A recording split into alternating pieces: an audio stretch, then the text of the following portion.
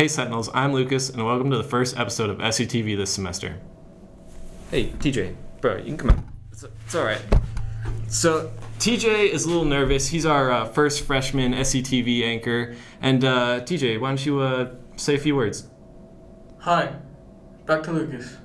Don't miss Joseph and the Amazing Technicolor Dreamcoat, premiering on February 8th in the Black Box Theater. Don't miss the boys basketball game tomorrow against Arcadia. Freshmen at 4, JV at 5:30, and varsity at 7.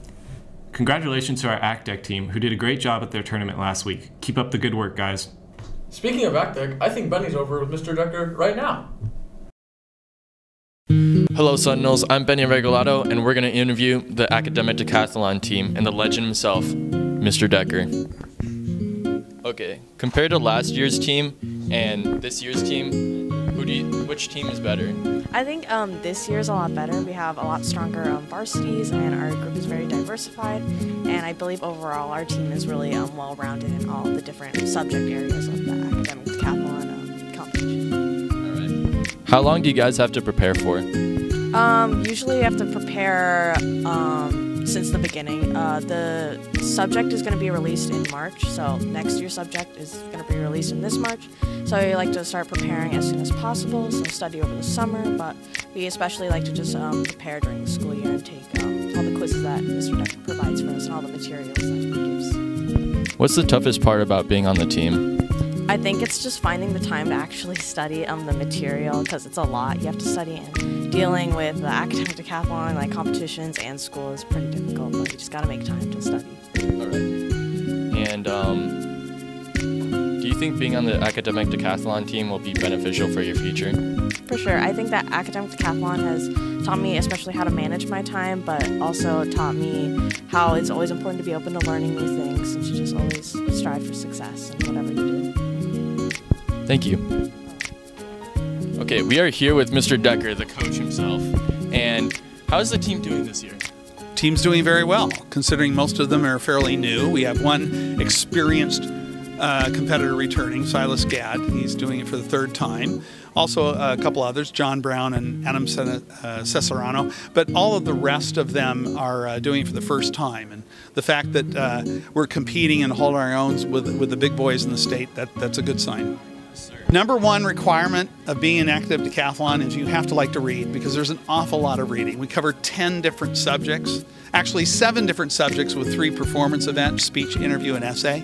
But we get to study history, art, music, literature, science, economics, math, 7 different subject areas, a lot of reading. If you like to learn and obtain knowledge, this is the place for you.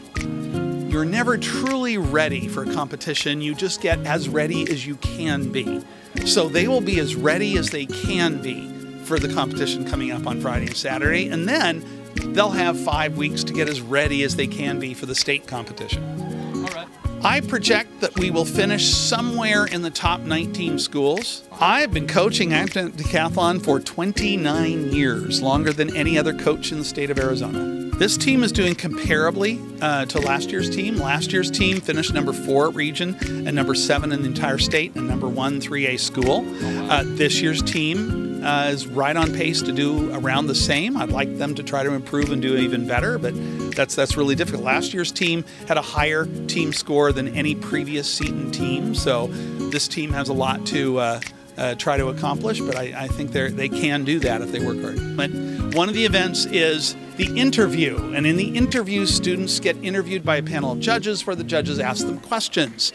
Well, one of my students, Kyle Mendoza, came back from his interview and his eyes were as wide as saucers. He said, "Mr. Decker, you'll never guess who was one of my interview judges." And I said, "Who was one of your interview judges?" And he said, "Mr. Serna."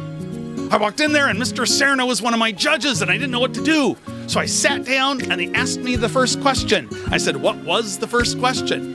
And the first question to Kyle Mendoza was, if you could change one thing at your school, what would you change and why? And his principals across the desk from him, it's like, oh my gosh. And he was just very nervous. So that was an interesting moment, hearing his tale of woe. The axis of symmetry runs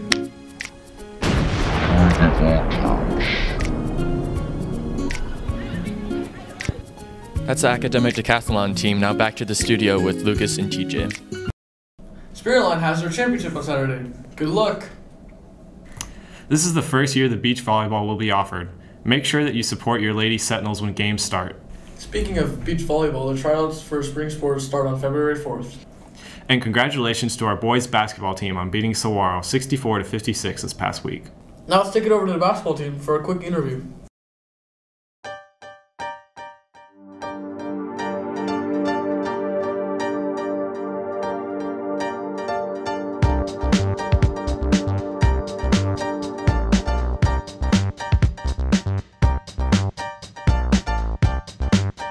Our season's been going pretty well. We've had some good games, you know, a couple tough losses, but you know, we're gonna keep aiming for the big win at the end. A little bumpy in the road, but you know, we're getting there. I think our season's good. We got a good team. Good.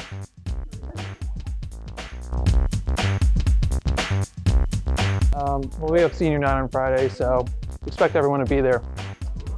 We have senior night on February 5th against Marcos Peniza. We got, oh, that's also our Play for K game, so come out and support breast cancer. Yes. And, you know, we got playoffs coming up, so those will be some good games in there too.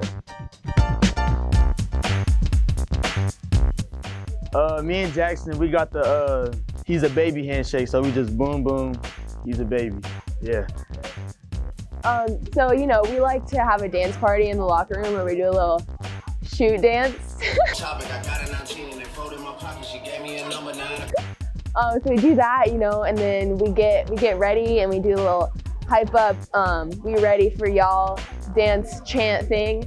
And after that, you know, we just warm up. A few of us have our own little traditions. McKenna likes smelling her candle. That's a big one for her. Oh, me and McKenna have a cool little handshake. This is our pregame ritual. Bang, bang. Oh, and that's about it. We've really stepped up on defense, coming together as a team, and that should help us down the road. You know, I think we've made a lot of improvements in our defensive play. So, you know, improving on that every day in practice and games, and we're really becoming a stronger team each and every day. I think we're doing a lot better sharing the ball overall and just like getting some ball movement. I mean, I wish I could have played the first half of the season because I'm gonna miss the seniors that's leaving, but I feel good. I feel good. Yep. Tomorrow will be an exciting day. We will have the Unified Field Day, a pep assembly, and the finale to the dodgeball tournament. And the House of St. John the Baptist is in the lead for house points this week. Good job, guys. Tomorrow marks the last day of Catholic Schools Week. We hope you had a good one. Lucas, you ready for field day? I don't think it's that kind of field day. But let's send it over to Denicia and Miss Bell to find out more about Unified Field Day. The St. Buddies Club is a club of a bunch of students who are passionate about the awareness of kids with disabilities and helping our student community understand those disabilities, because we don't have that community or population on our campus.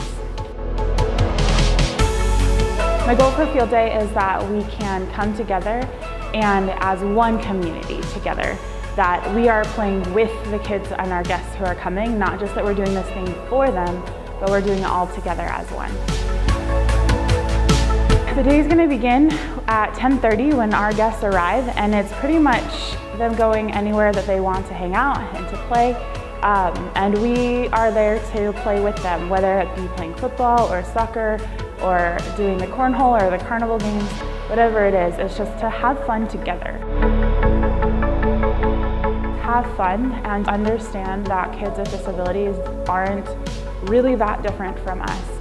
We all have our own cross to bear in this life. For kids with disabilities, that's their disability. For us, it might be anxiety or stress or depression or whatever it is. We all just have different challenges to overcome in our lives. Thanks for watching, and have a great week, Sentinels. And remember, smash that subscribe button and hit that like on this video.